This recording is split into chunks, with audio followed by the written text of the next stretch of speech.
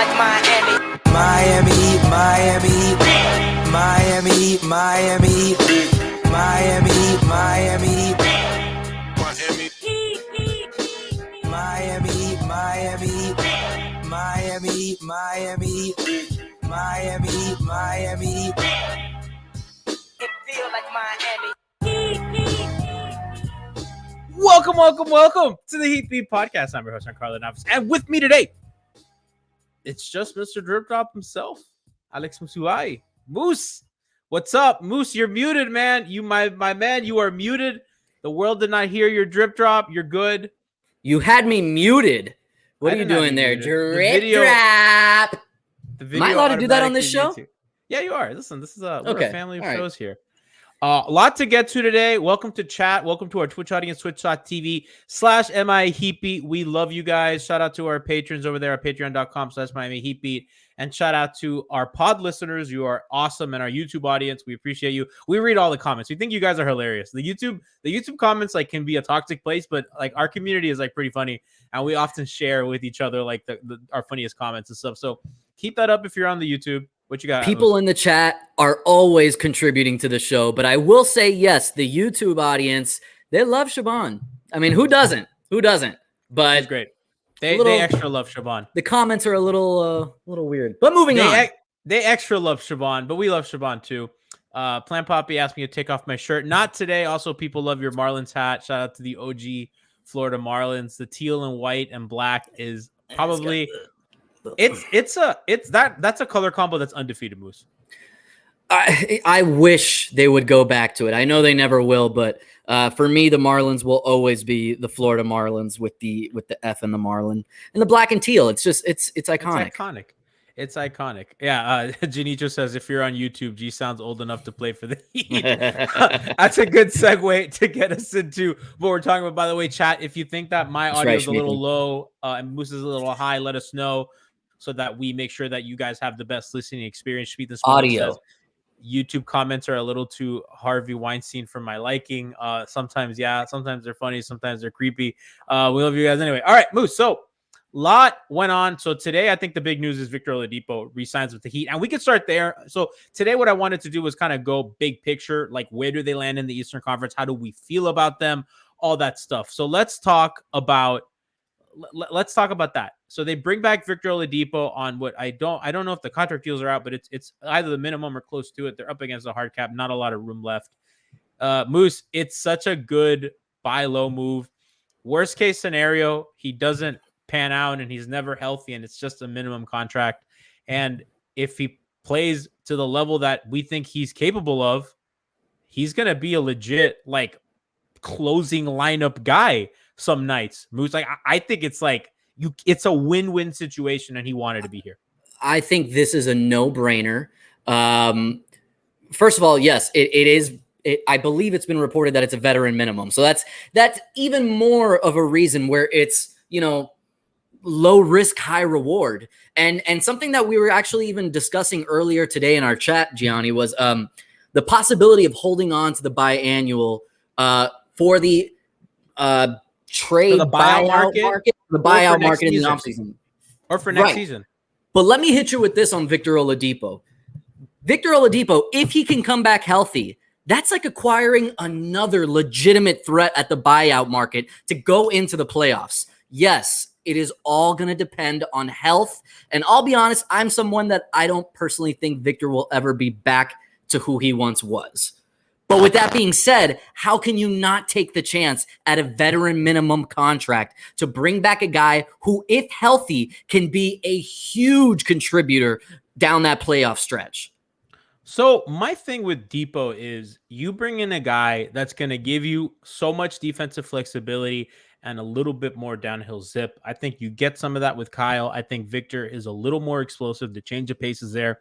Even though he did not play great on offense last season, we saw a little bit of that.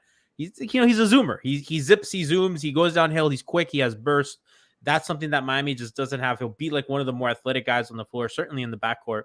And if you're the Heat, you have a lineup that you can throw out against the Nets. Clamps. Yeah, you can throw out Victor Oladipo, you could throw out Kyle Lowry, Jimmy Butler, Bam Adebayo, and PJ Tucker. Now that's like a defensive juggernaut lineup. Maybe you can sub one of those guys for Duncan Robinson, play Jimmy at the 4, go 3 guards. Like you could do a lot of things with that lineup, especially against a team like Brooklyn that's really small. They're not going to kill you on the boards. I think Miami would probably like to play smaller teams like that. And if you play a team like the Bucks, as we welcome in producer and co-founder Brian Goins, team that's a little Brian bigger. Ellisberg. He's been busy this week. Brian Ellisberg has been killing it for us this offseason. Yes, he Brian, has. We're talking about the Depot acquisition, and I was about to get into like if they play a team like the Bucks, you have a guy like Markieff Morris, who I'm not like super high on, but I think that he gives you a little bit of size and a little bit of versatility for those stronger matchups. Brian, I think the Heat, between late yesterday and today, had another banger day. Well, the only move they made today was this Oladipo move so far as we know. Yeah, and then doesn't mean late that something yesterday can't happen later in the day. Obviously, there's still 3 roster spots that the Heat can still fill, which is pretty interesting. We think one of them's going to go Udonis, so curious for the other 2. Udonis. Yeah, it should go Udonis. I wouldn't be upset if he doesn't come back, though. I know some people would. we really Personally, don't know. I wouldn't. I mean, I think it's. I mean, I'm certainly not going to complain if he's here. I mean, he would leave the team in good hands. I mean, like, there's a lot of grade A, like, tough as bolts motherfuckers on this team. Yeah. I mean, PJ, Jimmy. it starts with Jimmy, yeah. But there is a Lowry's bunch of tough, guys dude. that I think they could easily still sign on the vet min. I mean, we have guys like Danny Greensteal out there. Obviously, we just saw the news today that LaMarcus Aldridge wants to come back. We know how Pat Riley feels about him. No. Keep that boy away. Keep that boy away. No, I just don't want to deal with the medical issues. Don't take that chance. But that's the thing. Like on a vet min, that's worth a risk, though. I don't think so. No, not for me. No. Even if he passes out on the court. Danny Green is a name that I definitely like. Oh, me too. I want him more than anybody else on this. Who was available still. That's like my number 1 target. Danny Green's definitely up there. I also really like George Hill because I'm He of the already belief signed. that you can He signed already with the Bucks. With the Fuck Bucks. that guy. I don't want him anyways. I want to get into this comment. So Janicho20 in chat says, Keith and PJ are at very worst a lateral move from Iggy and Ariza. The hand-wringing over these signings is kind of weird in the light of other improvements. I want to say something about that. So Brian, we've been like pretty consistent and like the fan base has been way too hard on Trevor. Trevor was like a really good kind of plug and play guy here. I know that the 3-point shooting was a little lower than you want at 35%, but Trevor was good here. The Bucks series, I don't think is very fair and indicative of who he was. I think that's just a bad matchup for him. He doesn't. Yeah, it was just a bad matchup. It's a bad matchup, and I think in other matchups he could be better than PJ. It depends on that age. They improved at the top of their roster so much that even if they make lateral moves at the bottom, they get the guys away from their biggest opponent, right? Like getting PJ away from the Bucks is important. I mean, PJ, even at his age, was bothering the fuck out of Tyler, was bothering the fuck out of Jimmy. And getting those guys away from your opponents is just a win. Even if it's lateral, it's not lateral because you take away. And at their best, PJ is at his best a better player than Trevor Ariza. And I'm not like so high on Markieff Morris, but I think we saw that Andre did not do anything for them on offense. And I know that Andre is a lot better defensively than Keith is. And Markieff is going to have issues as a small ball 5 here. And Markieff is going to have issues defending quicker 4s. But I think he's here to defend guys like Giannis when they need a little bit of toughness and a little bit of size like Jay Crowder. And if you pair that with Jimmy, you get a little bit stronger with Kyle. That's a little bit better help than Tyler Hero or Goran Dragic. You kind of addition, like it's like the sum of its parts. So I kind of agree with you in a way, but I also, Moose, I think that's like a super unfair way to look at it, considering that this is more of like, I don't know, like some of its parts. Listen, count me as somebody that wanted Ariza back. I was devastated that he didn't come back on the veteran minimum. Luther Smolnick says G's destiny is having Kyle Lowry and LaMarcus Aldridge on the same team he roots for. That would be so weird. That was like the DeMar thing, because I like very famously fucking hate DeMar DeRozan. So I'm very glad that he dodged that bullet. I'm not a DeMar guy. I would have tried to not at that price tag. No way. No, not at 85. So yeah, I was looking at like their listed height and weight for both PJ Tucker, Jay Crowder. Let me actually do Trevor Ariza too. Let's do a comparison. Who do you think is the shortest between all three? That might be it's easy. PJ, PJ's PJ's 6'5". How tall do you think Jay Crowder was when he was with the Heat? 6'5", 6'6". I would go 6'6". Okay, 6'6". And how tall do you think Trevor Ariza was? I think Trevor's like 6'9". Yeah. 6'8". Look at that. We're Now, close. how weight in terms of weight? I heavy think do you Jay's think the them are? heaviest. I think it's PJ. Jay. I think Jay, PJ, then Ariza for sure. I flop the top two, but Yeah. same list. Yeah. All right, Jay's 235 pounds listed weight. PJ is 245 pounds listed weight. So far, PJ is heavier. So he's really 280. And Trevor Ariza's 215 pounds. I think more than anything than like the listed height, I think the listed weight matters more for playing the 4 position. Because I trust PJ Tucker to play the 4 even more than I would have trusted Jay Crowder. Let's not forget that PJ played small ball 5 for the Rockets, and we can make fun of them all they want. They were a second-round team against the Lakers that lost, and Westbrook had the injury, but they were playing some absolutely incredible basketball. And I didn't know what to expect for him to play center for a year. He balled out. This chat saying PJ a little guy. I mean, he's good, and I don't disagree with chat or like people just in general are kind of low on the moves. I saw David Dufour, and I gave David Dufour shit on the timeline. David Dufour is like a genuinely nice guy and comes on our show and is a really smart dude, and he's an entertainer. But like he's like, yeah, he probably like a 4 or a 5 seed, and like I think that's unfair. And I look at their moves, and I obviously think that they're a top 3 team going to be fighting for a 2 spot, and they're going to be like legitimately in the mix for a title. But I get if you're a national guy and you're just, I mean, I think it's horseshit. But like, I can understand how they get to a point of they're like, Philly's a good regular season team. Atlanta's going to get better. They're going to get back. They're going to get back Hunter. Reddish is going to get better. Trey's going to get better. So you can look at Atlanta's internal improvements and stuff like that. But I don't know, guys. Like, they got better. The Miami got way better. They're way better than their finals team, I think, like easily. I think that people like really overrate Jay Crowder and what he did here. I think he was important. I think that they've more than adequately substituted for that. Right, Brian? And like, I just think that they're going to be a legit team fighting for a 3 to 2 seed in the Eastern Conference. They took. I think they're 3 seed. I think. I mean, as of right now, I think Philly's gotten worse. We'll see what kind of moves they might end up making if they trade Ben Simmons. But at the moment, like they haven't brought back Danny Green. They lost George Hill, so they already lost depth on their team. We're looking right now at Brooklyn. I mean, Brooklyn added Patty Mills, so they probably got slightly better. They might be pushing for the 1 seed at the moment, which is pretty much, I think, as long as they stay healthy, they're pretty much slotted right now as the 1. I would give probably the Bucks the number 2 spot at the moment, but they did lose obviously PJ, so they need to somehow. Yeah, they got Ronnie Hood, but at the same time, like they lost a really good defender on that team that was starting for them for a while in the playoffs. And I think Miami's gotten, out of all the teams in the East, Miami's probably made the most moves to get better.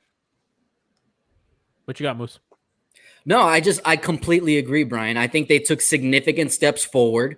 And I think getting PJ away from Milwaukee, I don't think that's an understatement. I mean, PJ Tucker he didn't probably live up to the season that we all expected him to have last year, but he was still a significant contributor for them, and he brought a shit ton of toughness. I think that's somebody, especially in the playoffs, having on our side and taking away from them, that's a big, big deal.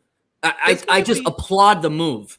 There's going to be nights that he's going to be really bad on offense, and they're not going to know what to do with him. And I think we saw in the Bucks series that even as a screener, he gets ignored because he's not a top-side shooter. You look at his numbers, and he's a corner shooter. He has a very specific skill. He plays defense like a motherfucker, and he shoots from the corners. So you can't, Miami runs a lot of actions at the elbow, at the top wing, and at the key. You can't. That's not like PJ's zone. So like they're not going to be able to run handoff stuff with PJ because you're just going to be able to ignore that or switch that.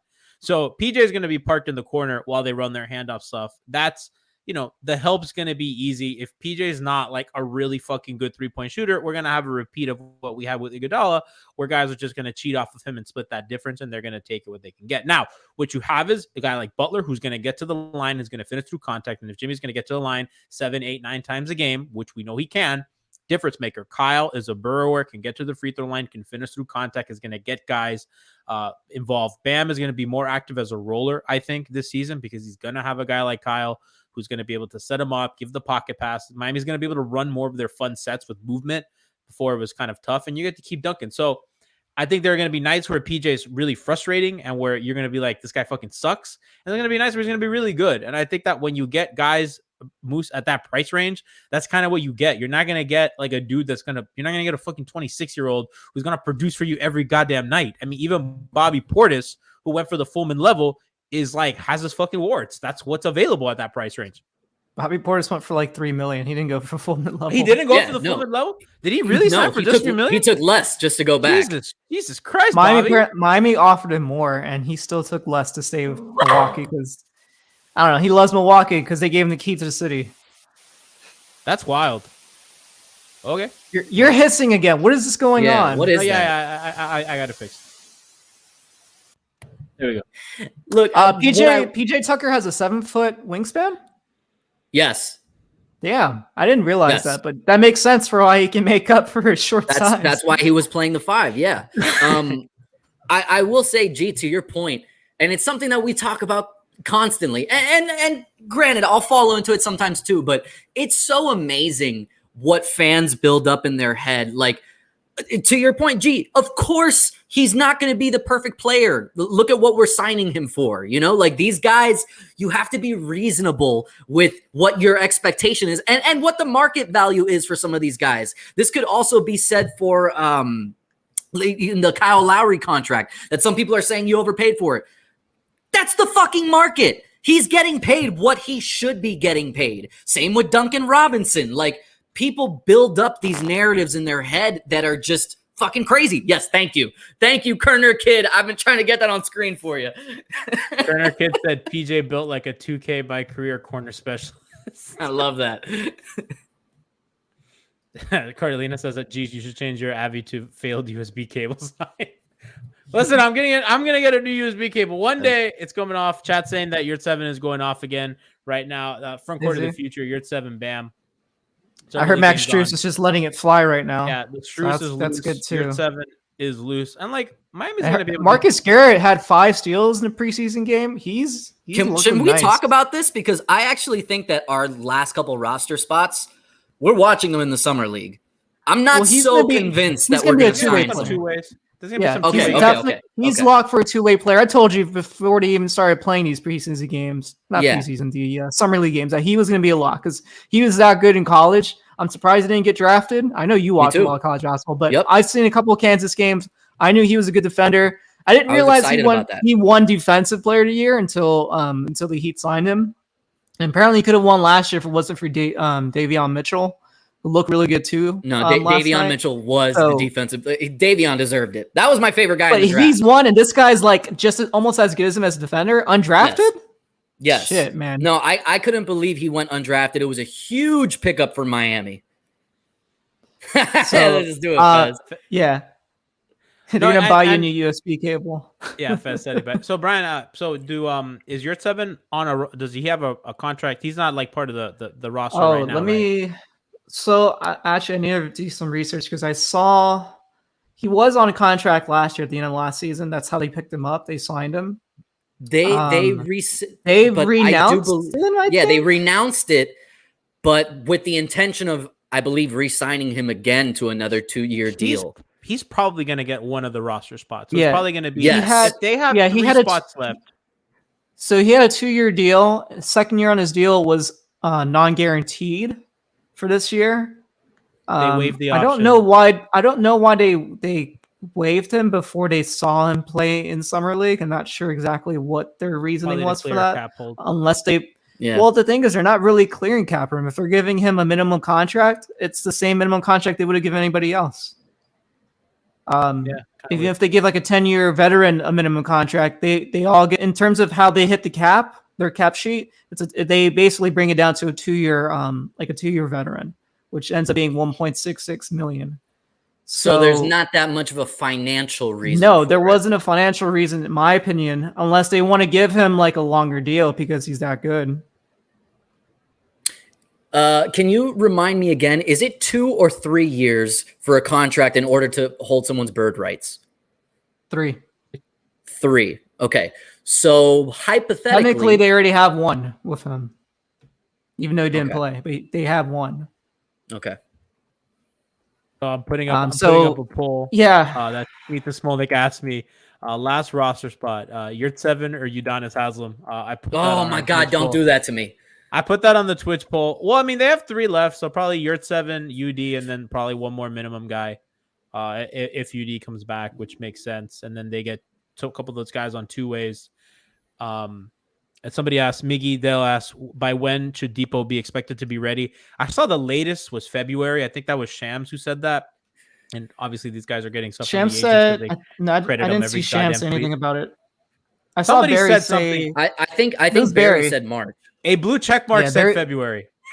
Barry said some Heat officials said latest March, but Yes. he said basically either late December, early January through February, and then like he put another tweet and said like some Heat officials think it could be March. So literally anytime between like probably Christmas till maybe a month before the playoffs.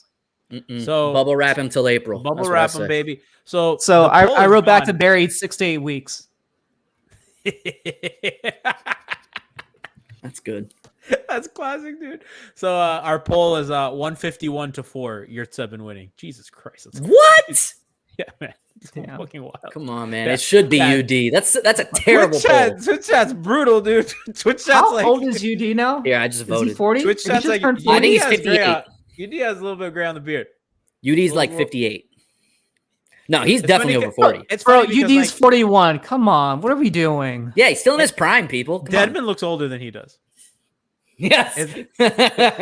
Listen, well, UD's in better shape. if it came down to getting a guy that could literally like play the stretch 5 position, possibly next to Bam or UD at this point, I'm leaning towards the stretch 5 project at the moment. I'm sorry, Tiff- guys. Tiff voted for Stretch Yurt. 5 project as That opposed to hurts. somebody who had a perfect stat line last year. I mean, look at his numbers. He was great last year. I'm all in on He the last played one spot. game. But he dominated in that 1 minute or Dominated. 1 game. But that should be his last Look at game the stat played. line. That should Yeah, be but the last game. that is a way for him to go out. Unless he won a Pumped championship White, again. But he already got won 3 ejected. rings. Maybe he sees. I Maybe want he's him like, to I can die go one the on way that out. bench. Can he not take Chris Quinn's spot? Like what? Like I don't understand. I don't know, man. It is funny though. I would like them to go young with the last couple spots because I mean, listen, a lot has been made. This team's old, and I think filling stuff in the end of the bench with some guys that you can give some run. And I've said this before. Miami has done a consistently great job at finding contributors out of nowhere. Duncan Robinson. And like I'm not even saying like guys like Gabe Vincent and shit. I'm talking about like legitimate, real difference makers like Tyler Johnson, Duncan Robinson, Hassan Whiteside. Like they pulled these guys out of thin air, right? Yeah. Like we can talk a lot of shit about Hassan and all that, and like he deserves like a lot of that flack for kind of how some of the stuff went here. Yurtseven won the poll 159-7, but Miami pretty consistently like got contributors and like chats like Tyler Johnson. This isn't G. Like I mean, he got paid like too much money, but like the dude was like He came out of good nowhere. a good Yeah. basketball player that helped them. He was a rotational player for a team that was competing for Yeah. an 8 seed. Like it's not like he I mean, sucked. Duncan Robinson literally just signed the most expensive or biggest contract out of any undrafted player in NBA history. And this It's- goes back it was to a new UD, record. to Bruce Bowen. Like Miami's good at Ray that, for Alston. right? Ray for Alston. So like you look at these guys that Miami's going to take swings at, and let's be honest with you, the Heat knew what they had in Patrick Beverly. They just couldn't sign him. I'm still upset about that. They one. had him in camp. They knew. No, and they knew that he was, what he was, what he could be. It's just that team didn't have time to develop a rookie. They did not, because he came in the league 2 years later, so it's not like he was ready at the time. And Miami really needed like all 15 of their spots for like guys, especially with the injuries and stuff that they had. So like they consistently know who the fuck is good, and their scouting is incredible. So one or two of these guys may pan out. Last year, Vincent and Strus, rotation players. We'll see what Gabe does this year. I saw Christian tweet out that he's okay. Christian Hernandez, he's okay not getting a backup point guard, and let's see what we have in Gabe. Give Gabe those reps, And come buyout time, you get or deadline, you get a backup point guard then. But for now, give Gabe the run, give Tyler the run, and let's see what you really have. Well, not Tyler, but I'm fine with Gabe playing some point guard. I actually trust Gabe to handle the offense for short sprints and moments and all that. What I've been really impressed with is his run with Team Nigeria. It looks like he's taken a little step forward, and I'm excited to see that back in our lineup. Yurts has 15 points in the first quarter. Yo, chat is going crazy for your. I mean, again, this is just a really Yurt season. But if he's like can legitimately like survive for 10, 12 minutes, you get a little bit of lineup versatility. You get an innings eater in the regular season that you can play next to Bam, that you can play without Bam.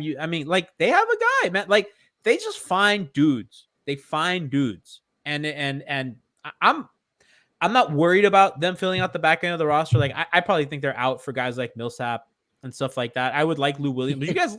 Would you guys want Lou Williams, Moose? Oh man, I'm so conflicted on it. Would I love Lou Williams for the content? Yeah. Do I want Lou Williams mentoring Tyler Hero? I don't know. You already have a Lou Williams. I'm gonna put this to Twitch poll. Yeah, I very consistently compared Tyler to Lou Williams. Brian, would you like Lou? If he was pretty much the only like good guard out there, yeah, I think he's like third in my list. I'd rather have JJ Redick before him, to be honest. Yes. And then I personally, my favorite right now is Danny Greensteal. Until he's signed, that's the guy I really want to fill the other guard, or even he can play small forward. That's the thing with him. Like he can play the wing, so like he can shift them around, which is awesome. And obviously, like he gives you that 3-and-D element, next to Tyler. I'm assuming Tyler's probably going to play a lot of point guard minutes outside of Gabe. Off the bench, I think is fine. I just don't want him starting.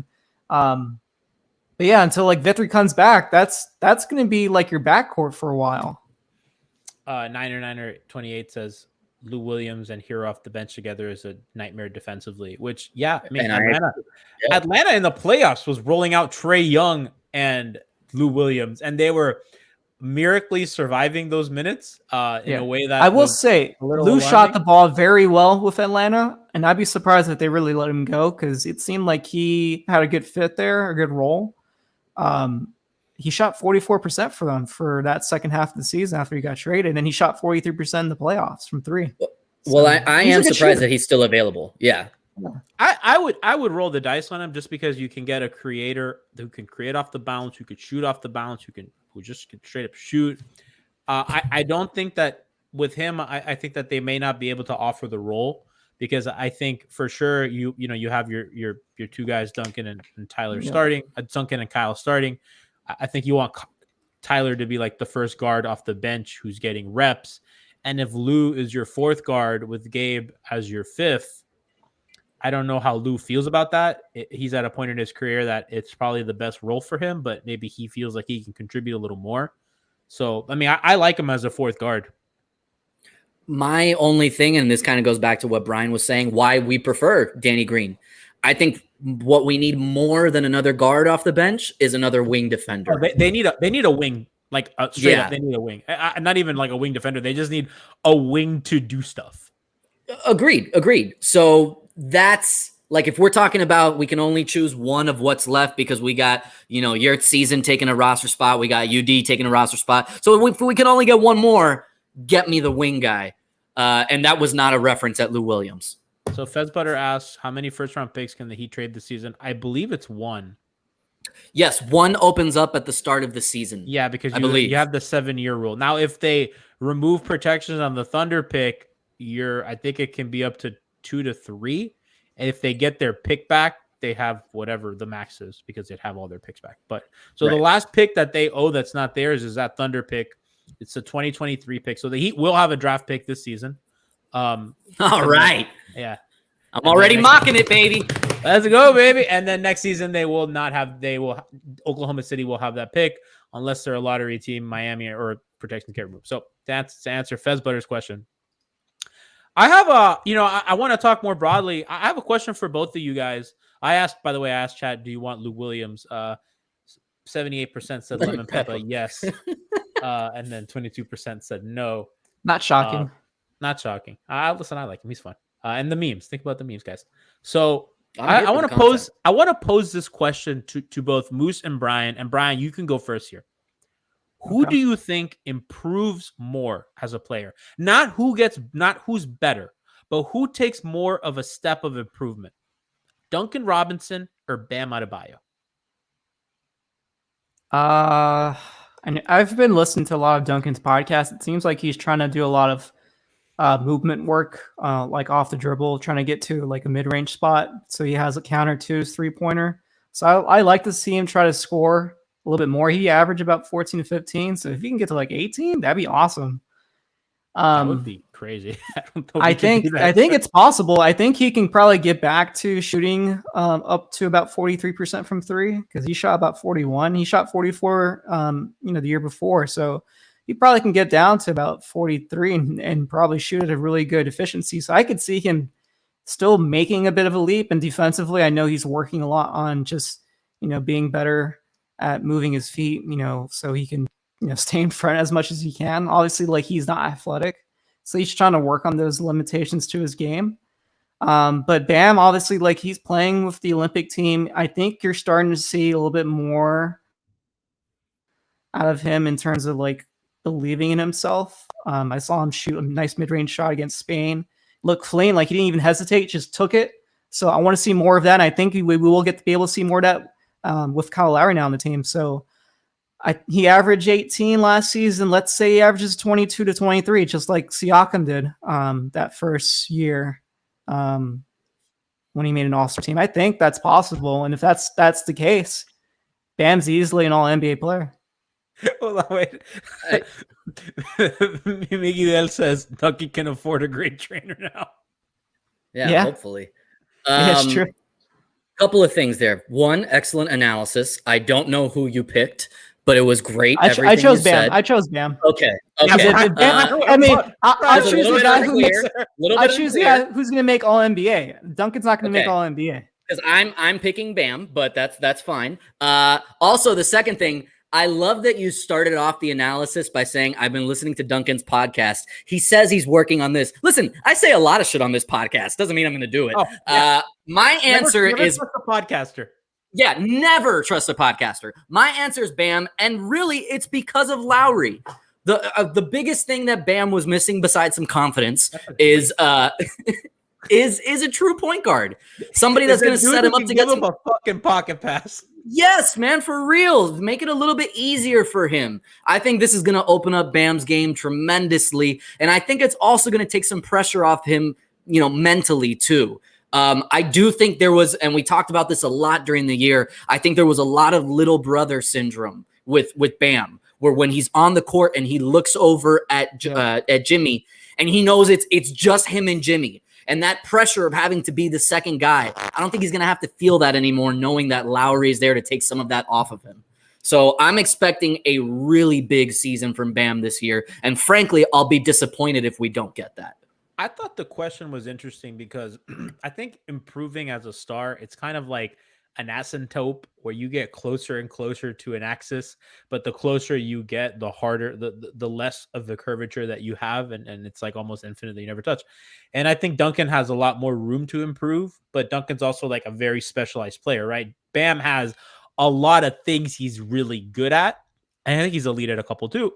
Duncan's like special, best in the league at times, kind of skill at certain skills, but not, he doesn't have as much in the bag. So for me, I'm like, if Duncan can improve his defense a little bit, which he did, by the way, and I think Andre being in his ear all season, because I know that he's actually talked about the importance of Andre there and how he'd pick Andre's brain and Iguodala's leadership and all that. But I think Duncan has a little bit more room to grow. And I think my biggest concern with this team is I think the answer to this question is going to be Duncan. And like Tiffany in our chat said, it has to be Bam. If Bam doesn't take that leap, then everything that we're talking about doesn't matter. Like, I think as long as Jimmy kind of, steadies the ship on his play, I mean, he had a career. Yeah. Jimmy had a phenomenal season. If Jimmy is Jimmy, well, we don't have to worry about that. It's to steal Tip's point. As long as he's stabilized, as long as he's in between his first season and that season, I think they're fine. I think they have to hope that Kyle is stabilized from last season. I mean, he could probably decline a little bit and it won't matter too much in just certain areas, but I think for the most part, and Kyle's been like really, last year was really the first year ever he had any kind of dip in his play. He's been like a model. I think Zach Lowe said this, a model of aging. Yeah. But if they want to be a team that is great, I think Bam has to take a legitimate step. The stuff we talk about Lowry, I think his numbers may go up a little bit because he'll have kind of a built-in feature of like, I could be a legitimate role threat. I can have a little bit more spacing. If Jimmy and Bam run a pick and roll and you have Kyle and PJ and Duncan, now you have a little bit more spacing than if it was Andre and all that. Even Jay Crowder, who people used to help off of all the time, he'll just have way more space. But in terms of his skill set, I think he'll improve. I don't know what kind of leap he'll make. And I think that's, to me, my biggest question.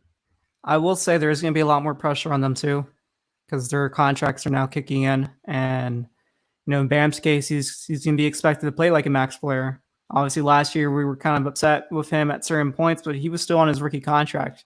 Now he's going to be on that max deal. So there's going to be a lot more pressure on him, and as well as Duncan too.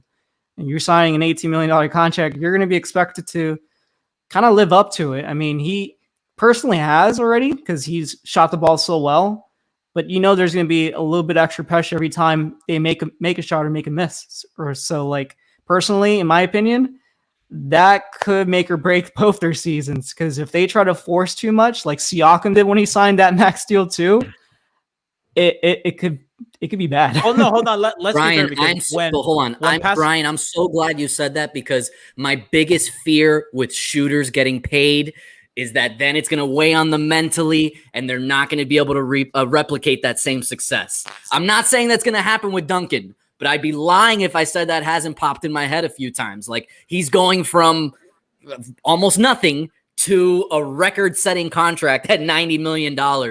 I'm hoping that doesn't get into his head too much and create some shooting slumps.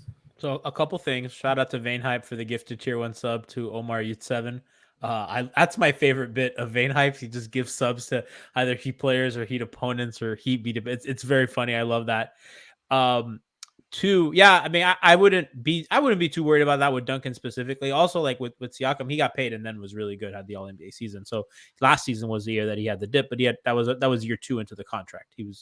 They paid him after the finals run, and the year that the first year he got paid, he was All NBA second team. So I don't think that's as common. I think that was more of a Hassan thing, and I think we all had a little PTSD with Whiteside. But you're talking about the Utah Jazz backup center? Is that who you're talking about? Blant Cote.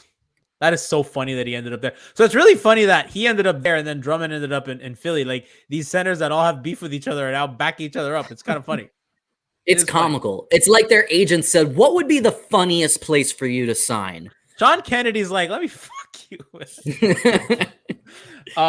So that's kind of there. So let's talk a little bit about, I want to get a little bit into the Heat offense and then a little bit in the Heat defense, and then we'll get our way out of there. By the way, the Heat are winning their summer league game right now against the Warriors. Yurtseven is going off. We love to see it.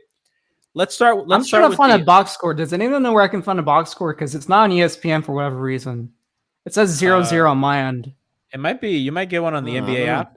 The NBA, the official. I'm NBA struggling app. to find one. I want to get some updates, but I can't find any. I remember when I couldn't find a damn box score for the Nigeria-US game because I wanted to propagate Gabe Vincent's night. No, not even on the official app. That's just the finals game. Anyway. Well, I know the game's on ESPNU if you want to tune in. 41-31, Miami's up, Golden State. So, ooh, gee, you're going to cry. Why? What happened?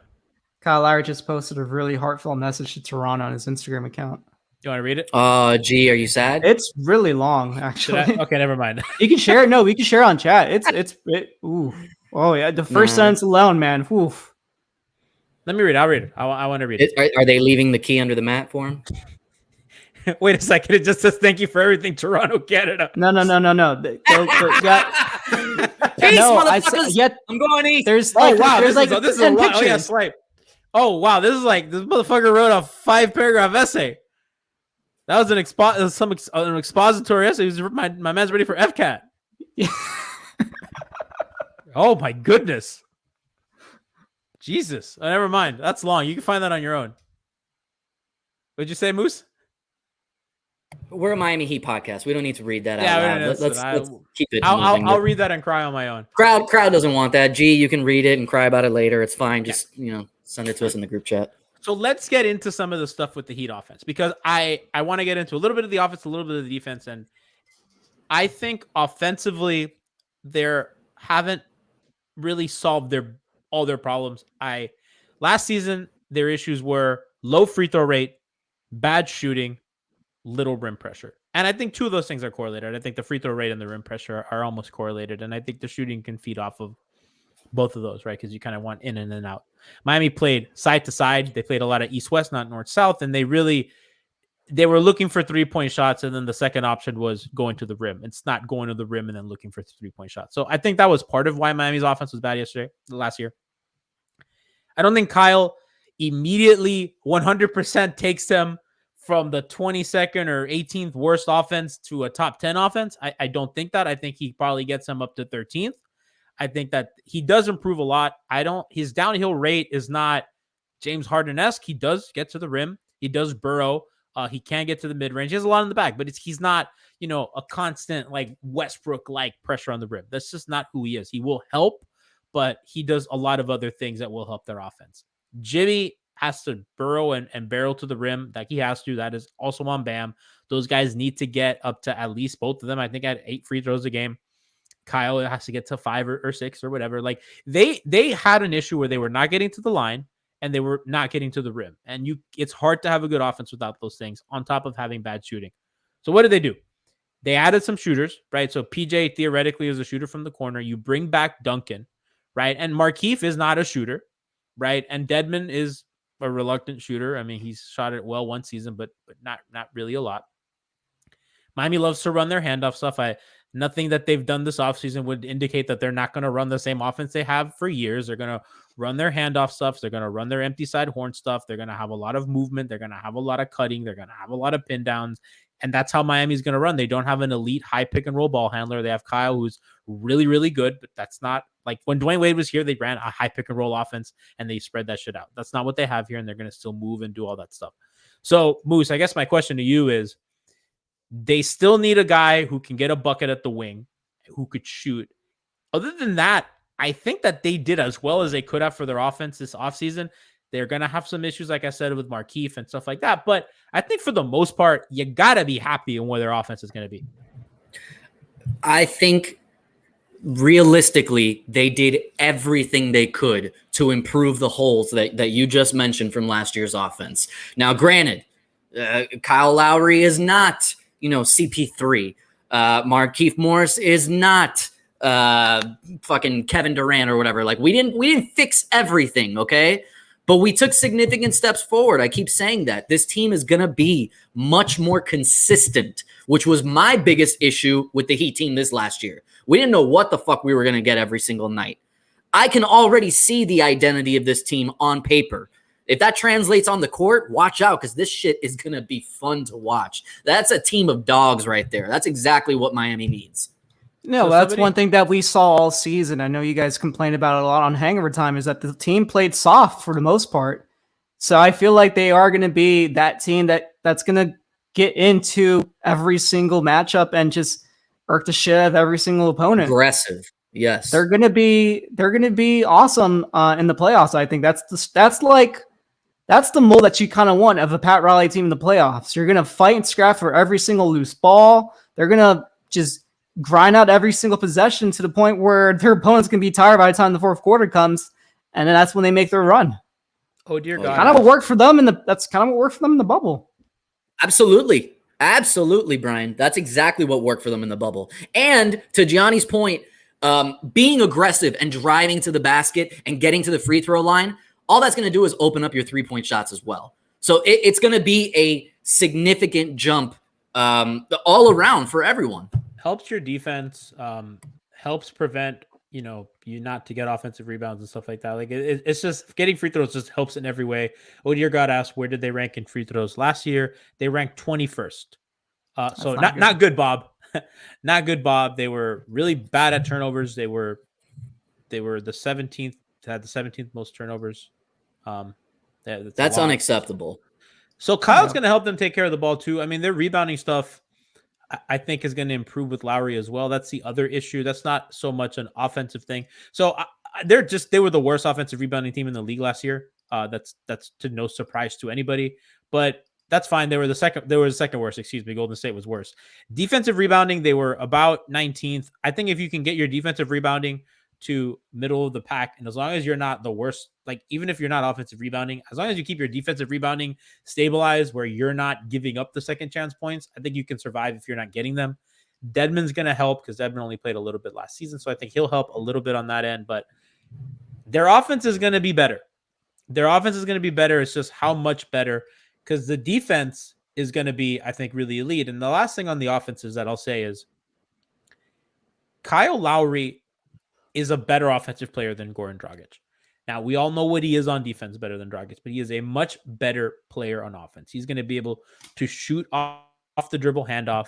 He's going to be able your to webcam doesn't agree with you. I know. Listen, I know, man. The fucking I don't know webcam. if I totally agree with you on that point either, to be honest. Now, maybe that's just my homer. I love Goran, you know? So at his best, Goran was probably a better isolation player because of the step back and what he added. I think Dragic at his best was a guy who was much better in the open court. Yeah. Dragic at his best is a better finisher. So like Carlina asked me, gee, what is Lowry bad at? I think that's kind of the point. He's not really bad at anything. That's why he's good. He's like really a Swiss Army knife of like, I'm good at everything on a fucking basketball court. Right? He's a good rebounder. He's a good defender. He's a good shooter. He's a good finisher. He's a good free throw shooter. He doesn't turn the ball over so much. He's really smart. He takes a lot of charges. He doesn't get posted up. Like, he's just very, very good at all these things, right? Maybe he's not like the best scorer in the world. Like, he's not like a top 10 scorer, and he's not a top 10 shooter, right? Like, he's not a 40% shooter. He's like around a 37, 38% shooter, but that's still really good, right? It's not elite, but that's good, and that'll help you survive. And you can't help off that guy because A, he's going to trigger, and B, if you close out too hard, he's going to get you. So yeah, he says, Dear God said he's bad at on-ball defense. That's just absolutely not true. That is just absolutely not true. And by the way, that's how, they had him defend Steph Curry one-on-one in the finals. Yeah. I don't know that much about Kyle Lowry, but I can tell you he's a very good on-ball defender. He's incredible. He's a Dude played fucking defense better than everybody else in the All-Star game. Yeah. Dude was killing it. So I think that's a good pivot to their defense.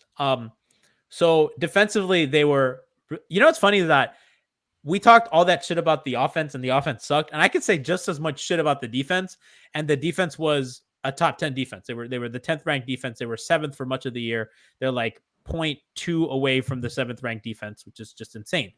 Right. And it was Jimmy and Bam carrying a bunch of corpses to the end. The problem with their defense is they had to overswitch, so they were giving up a lot of rebounds, and we've talked about that a lot when, their guards couldn't stay in front of everybody, and every issue that they had defensively stemmed from their guards, Tyler, Kendrick, and Dragic could not stay in front of anybody. So when that gets compromised, you have a couple of choices. You either are very susceptible, you have to switch. So Bam is now on the guard. And what happens when Bam switches, now the big's out of the paint and Miami plays small. So that backline guy there's a guard on a big. And even if they're not posting him up, they're getting killed on the offensive rebounds, which is why their defensive rebound percentage was so piss poor. The other thing is, if you don't switch that, or if Bam gets beat now, or if your guards get beat, which is what was happening a lot, now you have to help from the corner, because Miami's offense is the built-in read is to stunt from the corner. And what you do is now you're letting teams get into the paint and kick out to shooters. Miami was, I think, the second team in best like allowed field goal attempts at the rim. They were preventing shots at the rim, but they were dead last in field goal percentage at the rim. So their corner 3 defense was really bad because they had to help from the corners, right? So that's an easy pass swing. And if that guy, so that kind of got better when Jimmy got healthy, so that he would stunt in and able to close out, but that's still a swing, and then you get an open 3. Miami is a really good team in rotation, and they had a lot of smart veterans, and that's why they were able to patch together a damn near 7th ranked defense. But Moose, those are their issues. Kyle addresses that. I think at the 4 spot, they were a little small in terms of like strength. I thought Ariza did a good job. Ariza was really good with their traps. I'm not sure we see many traps going forward. But I think that let's start with the Lowry stuff. he just improves where they're weakest. Totally agree. Yeah. I said a lot of words. I'm so sorry. There was a great question as you were doing that whole ramble speech thing, which I also zoned out too. I don't even know what you were saying, man. I was trying to I spend know. the I'm game sorry. over here. I had a lot I wanted to say, and I really got it in there. Exactly, Fez. Exactly. Fez Butter says this is what we typically tell G to stop and kick him out, but we can't now. So this is going to be a very long season. Listen, when I'm on Hangover Time, and there are no rules. There was a guy on chat. I can't find his comment because it's so far up, but he's asking, "Are you now going to keep watching Raptors games? What's going on for Raptors fandom?" I like Actually, them, that's a man. good question. I'm gonna watch them. I mean, I like the team. I like the guys there. I mean, I don't tweet about him because he Twitter bullied me from tweeting about him. I'd stop. Good. I'd watch I have League Pass, so like I'm watching the games. You know what I mean? Like I'm not watching every Raptors game, but I'll watch like a good 60-70% of Raptor games, especially during the week. Sometimes I'll have the Heat game on, and then at halftime I'll switch over to a Toronto game, or if they have the West Coast cap, I'll do a double header. So I mean, I like them. So I mean, sorry, but I mean, I don't tweet about them because everybody gets mad at me. That was So all. that's That's cool. Yeah, that's my spiel on the defense, Moose. I don't know. I agree with everything you said. Kyle Lowry is good. I like it. Is there anything you worry about? Like, do you worry that maybe I'm right now I'm concerned that we don't have that backup wing. That it's very concerning to me. It was something that I was very adamant about during the season too. We didn't have DJJ. I know people stop talk with shit. that? Stop. People talk shit. We But did he not was out of have the the rotation wing here. defender on the bench to bring us energy. You need that. Yeah, but it's supposed to be KZ, but I don't trust him. No, but I don't trust him either, Brian. And I agree. It's supposed to be KZ, but where the fuck is he? Now, what I am excited about is Yurtseven, which the chat says is blowing up. I think he's going to help on offense, defense. He's already averaging, 18 rebounds a game? Like, this guy's going to be a fucking all-star for us. Let's go. 7-footer, baby. They're up 50. It's halftime right now. Yeah. Halftime. Yurtseven, 6 for 11 field goal, 1 for 3 for 3, 2 rebounds, 1 assist, 17 points. And my boy Marcus Garrett, he has 2 steals. Yeah. Okay. So Ira Winderman tweeted out, Omar Yurtseven is not under contract with the Heat. He can be signed by any team at any time. He'd have been poached during Summer League before Willie Reed left for the What Nets. the fuck, Ira? Can't even let us enjoy this game? Ira's trying to get on her high, man. Riley better get on the phone right now and be like, yo, my guy, On the you full want a deal? biannual. Yeah, fuck that. I don't care. You take him. Don't let that man walk. Do not let that man leave the arena tonight. Andy, fly over there. Or maybe not. It's not safe. Delta's scary. Whoever's there.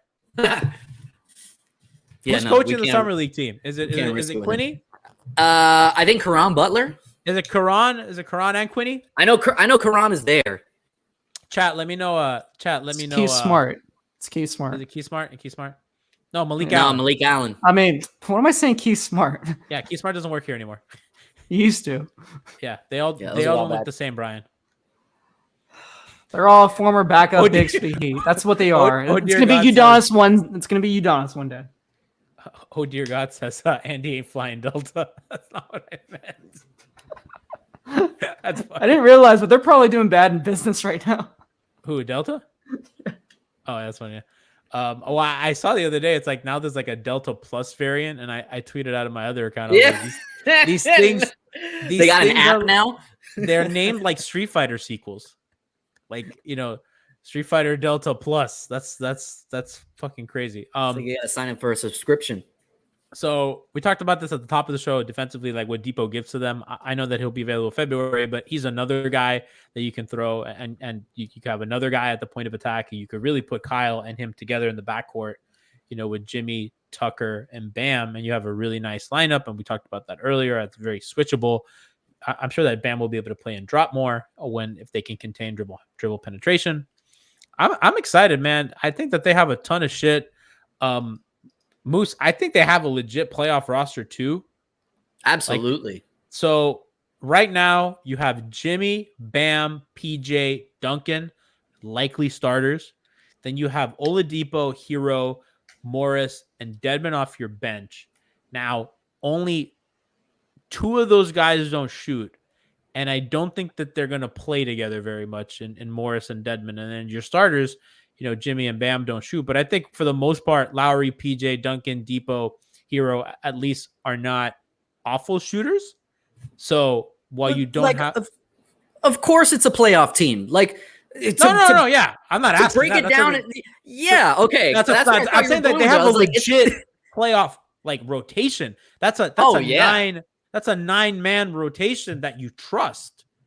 Absolutely. That is a rotation that Spo is comfortable rolling out today for the game on the line. Like this roster right now, and I keep going back to this thought, it's everybody we wanted at the deadline, and we didn't give up who we thought we would have to give up to get any one of these guys.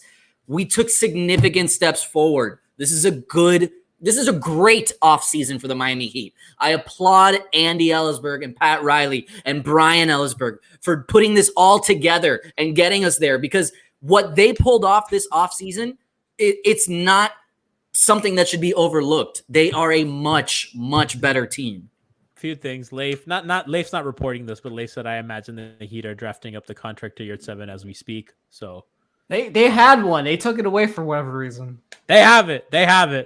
The other thing I want to mention, Brian, is let's not forget that this team they got off Dion Waiters, James Johnson, Tyler Johnson, Kelly Olynyk, and Hassan Whiteside. And now they have Jimmy Butler, Kyle Lowry, PJ Tucker. That's crazy. If you had told someone at the time that that's how that would turn out, in the midst of that hell where people were saying that Miami is the albatross, they're so stuck in the middle, they're in cap hell, they don't have their picks, blah, blah, blah, blah, blah, blah, blah. Look what they did. You can never, ever, ever, ever, ever, ever tell me that a team can't get out of a bad situation. You can. And I don't give a shit if you say glamour market, this or that. You can get out of a situation if you have a smart, dedicated front office that fixes their mistakes. And I tweeted this earlier, Brian. Good front offices fix their mistakes. Great front offices change their mistakes into banners and parades. And that's what Miami's doing. Brian, I'm talking to you. Yeah, he's not listening. I'm watching some clips of Yurtseven, man. Holy shit. Why do you have your phone case engraved? Let's talk about that. It says BG. Because it was free. It was free engraving, so why wouldn't I? That is so. Why would it's like having your last name on the jersey? Like, that's so corny. I'm gonna ask Twitch chat if that's corny. I'm gonna put corny. a poll. It's cool. It's cool, No, and it's just not. because you don't like it doesn't mean it's not cool. Corny. Just like I don't like the corny, Raptors but I doesn't think make it's it any less cool. Corny to engrave your phone case. Let's see. I'm gonna put yes. Quick, let's get a quick poll in because we're kind of running on short chat. So Kerner Kid says not corny, so that's a good ally. He says in case he loses it. That's another good point. Hey, if you ever lose it in lost and found, that's an easy way to say, hey, my phone is the one that has BG in the back of it. Yeah, 60%. Unless of course, Boy George shows up, then you're fucked. Yeah. Okay. Oh, yeah, that's true. As that poll happens, couple things on the way out. How was like the I out? said. No, I want to get this poll at a place where we Do it. know. We want Winslow back. Correct. All of us want Justice back. No. I would Fuck, take you him suck, back. Brian. You suck. You would have 3 players that couldn't play because they'd all be hurt. Bro, I don't give a fuck. I want him back. No, I get it, but Come I on. mean, it's family. At this point, every roster never turn your spot, back on family. Udonis isn't going to play much or any. We know Oladipo's not going to be playing for about half the season. So, yeah, I kind of want the rest of the 13 guys to kind of still play. I don't trust Winslow to be that guy. I'm sorry. Smith this morning says, no chance it was free. Brian 100% paid for that engraving. That is too much shame to admit. I mean, go look it up. Mason Sabre is where I bought it. Oh, my God. Anyways, I didn't pay for it. You guys did. Thank you. Thanks to our Twitch subscribers. Our opponents in the conference got worse. A lot of them, the Celtics, look like they're asleep at the wheel. Brad Stevens and Daryl Morey have not woken up yet. I don't know what's going on. The Celtics also hilariously re-signed Cantor after they unloaded a pick that became Desmond Bain to get off of him, and then they re-signed him for was it part of the MLE or something, or the taxpayers MLE? Bad move.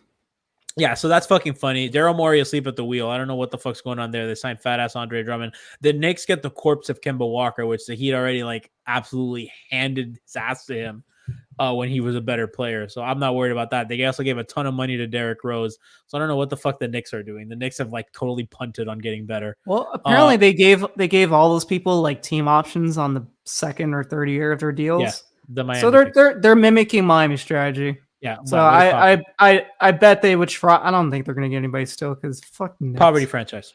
But they're gonna try to do like a sign trade like we just did for Kyle Lowry, or try to sign somebody outright. And he's a fucking genius for those, good luck. For those team options. I mean, I don't care, but good luck. And he's a fucking genius for those team options. Wow, this has never happened before. Corny to engrave your phone. 50% of the audience said yes, and 50% of the audience said no. Whoa!